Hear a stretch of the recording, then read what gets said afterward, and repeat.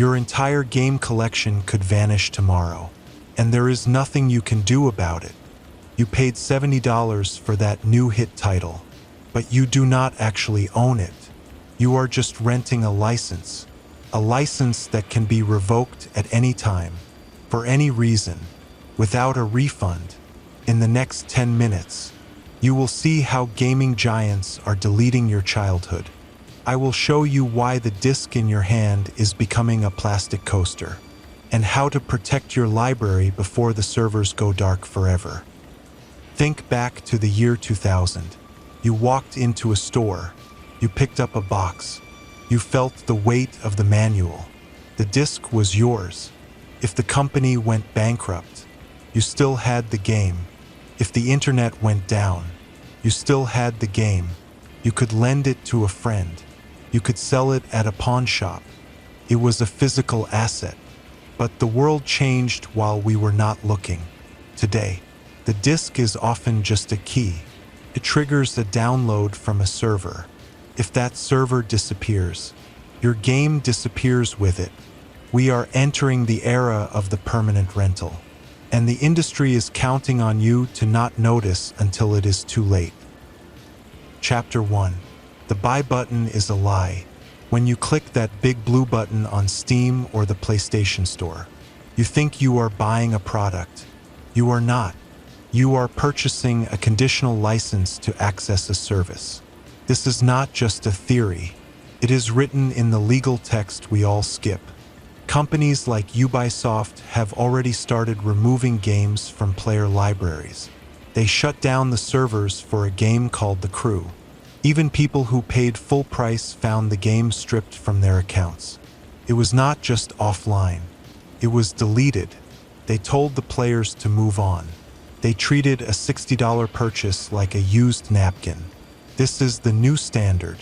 If the cost of keeping a server alive is higher than the profit, they will kill your property. They do not care about your save files. They do not care about your memories. They care about the bottom line. And the bottom line says that ownership is a liability for them. They want you on a tether. They want to be able to flip a switch and make you pay for the next version. It is the end of the forever game. Chapter 2. The EULA Trap. Every time you boot up a console, you agree to a contract. These end-user license agreements are the chains of the digital age. They are written by armies of lawyers to protect the corporation, not you. They explicitly state that they can change the terms at any time. They can revoke your access if you violate a rule they invented yesterday. They can even ban you for things you say on social media. And when they ban you, you lose everything. Thousands of dollars in digital goods gone in a heartbeat. There is no court of law for digital licenses. There is only the company and its algorithm. In the old days, no one could come to your house and take your Super Nintendo cartridges because they did not like your attitude. But today, Sony or Microsoft can lock your front door from 1,000 miles away. They have turned the consumer into a tenant. You are paying rent for the right to play, and the landlord is always looking for an excuse to evict you. Chapter 3. The sabotage of the disc. You might think you are safe because you still buy physical, but the industry is sabotaging the disc. Many modern games come with a disc that only contains a small portion of the data. Sometimes, it is just a 200 megabyte installer. The rest of the 80 gigabytes must be downloaded. This is a ticking time bomb. In 20 years, when those servers are offline, that disk will be a useless piece of circular plastic. It will not install the game. It will not play the game. It is a fake physical product. Then there is the day one patch. Games are now shipped broken. They rely on massive updates to even function. Without the update, the game is a buggy mess or literally unplayable. By making games dependent on the cloud, they have killed the longevity of the medium. We are losing the ability to preserve history. If a game cannot run without a server handshake, it is a dead game walking. They are killing the second-hand market too. You cannot sell a digital code. You cannot give it to your little brother. This creates a closed loop where the publisher controls the price forever. There is no competition from the used game bin. There is only the official store price. Chapter 4. The delisting disaster. Every year, hundreds of games are removed from digital stores. This happens because of music licenses, or expired brand deals, or just corporate restructuring. When a game is delisted, it becomes a ghost. If you did not buy it already, you might never be able to. Titles like PT became legendary because they were wiped from existence.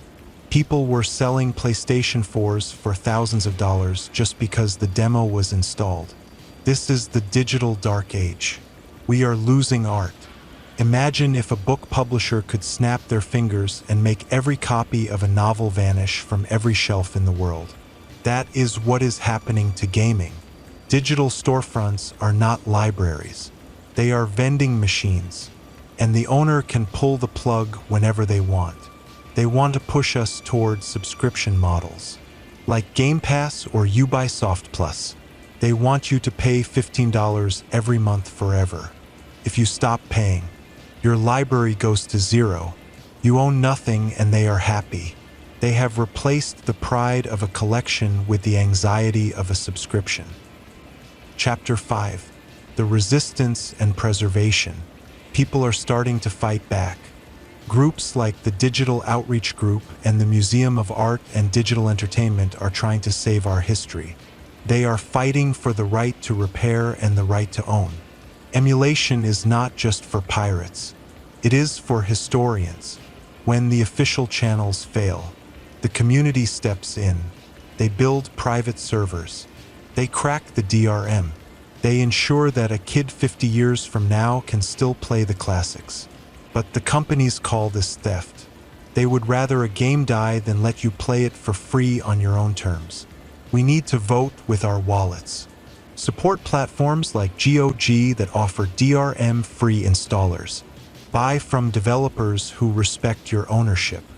If we do not demand the right to own our media, we will become a generation with no history to look back on. We will be the generation that owned nothing and left nothing behind for the next. The ultimate truth is control. Digital media is a promise. Physical media is a fact. If you do not have the files on a drive you control, you are a guest in your own library.